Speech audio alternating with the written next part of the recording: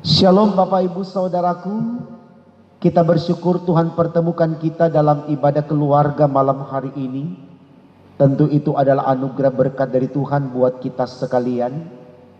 Kita bersyukur kembali Tuhan berikan ruang kepada kita dengan keluarga kita untuk memaknai firman Allah lewat bacaan Alkitab yang sudah kita baca bersama tadi sebelum kita menikmati video ini, yaitu dari kitab Amos pasal 2 ayat 6 sampai 8 dengan tema sinodal dalam khotbah kita, dampak dari penolakan hukum. Saudaraku, kalau kita berbicara tentang dampak dari penolakan hukum seperti yang dituliskan di tema khotbah kita ini, tentu itu sesuatu yang sangat menyakitkan, sangat menyedihkan tentunya, karena setiap orang yang berada di peradilan yang berjuang untuk mendapatkan pembebasan, tidak divonis bersalah, tidak menjadi terdakwa yang terhukum, tapi kemudian ditolak permohonan itu, tentu sekali lagi saya mau katakan itu sangat menyakitkan dan seterusnya. Kita ambil contoh kecil saja saudaraku, seorang anak yang berusaha untuk jujur dalam memberikan keterangan kepada orang tua atas tuduhan yang diberikan kepadanya, tapi ketika orang tua tetap kekeh dengan putusannya bahwa anak ini salah, maka tidak jarang anak tersebut stres, ada yang gila, bahkan ada yang bunuh diri. Artinya itulah dampak dari penolakan hukum yang akan berlaku untuk membebaskan dia dari segala macam tuduhan. Nah, oleh karena itu saudaraku, adalah baik bagi kita untuk merenungkan akan hal ini. Artinya bagaimana kita berjuang, berusaha dengan sekuat tenaga yang ada untuk tetap menjadi orang yang berhikmat, menjadi orang yang beriman, supaya dengan kita berhikmat dan beriman tentu akan berdampak kepada kemampuan kita untuk berpikir bijak, mengambil keputusan bijak, selalu berorientasi dalam cara berpikir yang positif dan imani. Nah, kondisi ini tentu membawa kita kepada satu keadaan yang pastinya tidak melakukan kesalahan, tidak melakukan kecerobohan di dalam menyikapi persoalan-persoalan yang ada. Karena orang yang berhikmat, orang yang berakal budi, orang yang beriman tentu mampu menempatkan segala sesuatunya dengan tepat, dengan benar. Nah, persoalannya kita mau atau tidak melakukan itu saudaraku, ya.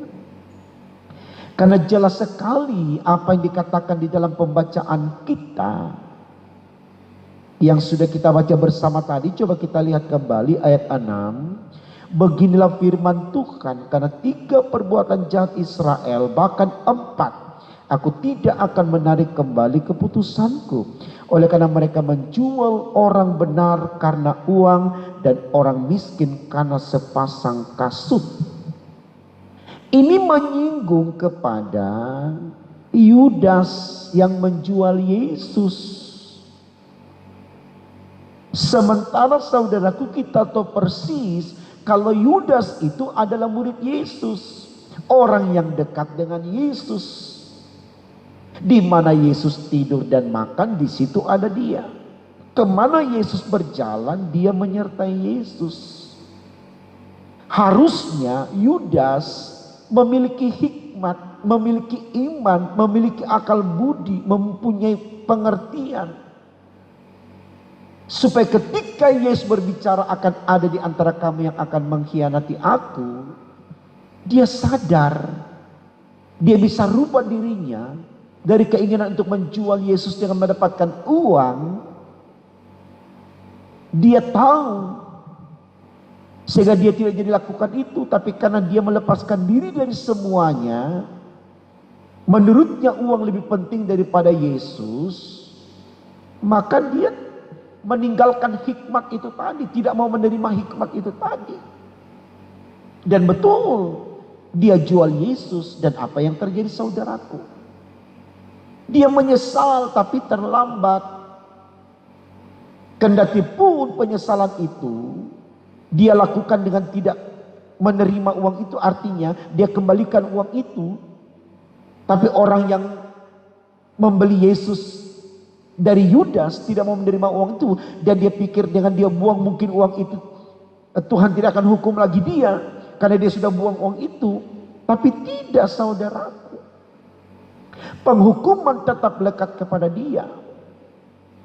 Walaupun dia tidak pakai lagi uang itu, dia sudah tidak ada uang itu, dia sudah buang. Itu kan dalam bacaan Alkitab kita.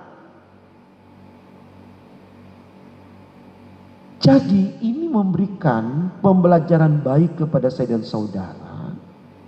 Kedekatan kita dengan Tuhan Yesus jangan meninabobokan kita untuk hanya berpikir Yesus ada untuk kita, lalu kita sendiri tidak mempersiapkan diri. Bagaimana kita juga mau ada untuk Yesus? Saya ingat sekali khotbahnya Ketua Majelis Sinode GPIB, Bapak Pendeta Karis Sorumambi pada hari kenaikan kemarin. Kalau Bapak Ibu ikuti tayangannya, dia katakan dalam khotbahnya ada dua fase kehidupan Yesus, kehidupan manusia bersama Yesus.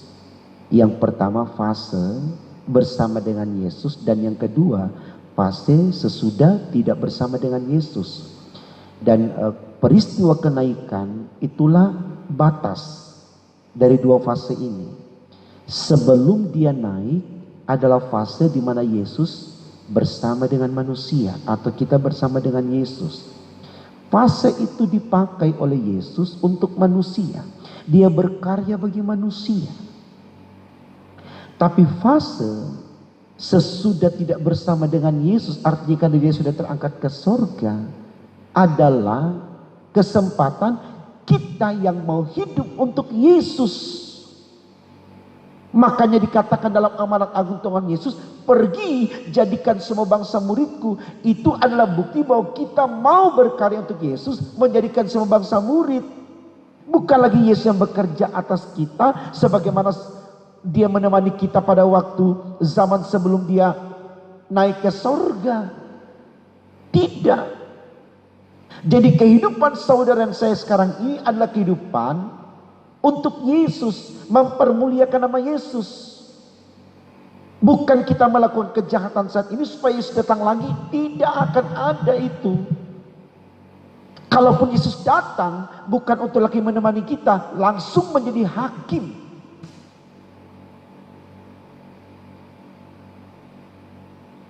Dan kita menjadi terdakwa di hadapan Yesus. Kalau kita benar, dibenarkan. Kalau kita salah, disalahkan. Ya. Saya pikir ini baik saudaraku, supaya kita pahami betul bahwa masa-masa sekarang ini adalah masa-masa di mana kita hidup untuk Tuhan. Dan kalau kita mau hidup untuk Tuhan, kita harus memiliki kelengkapan senjata iman. Dalam khotbah-khotbah kemarin dikatakan demikian. Karena hidup ini identik dengan perjuangan, penuh peperangan. Karena berperang itu bukan hanya angkat senjata dan aju tonjo saja. Jadi ini saudaraku bisa membantu kita untuk mengerti betapa pentingnya kita hidup untuk Tuhan di masa-masa COVID-19 ini. Kita tidak hidup untuk diri kita.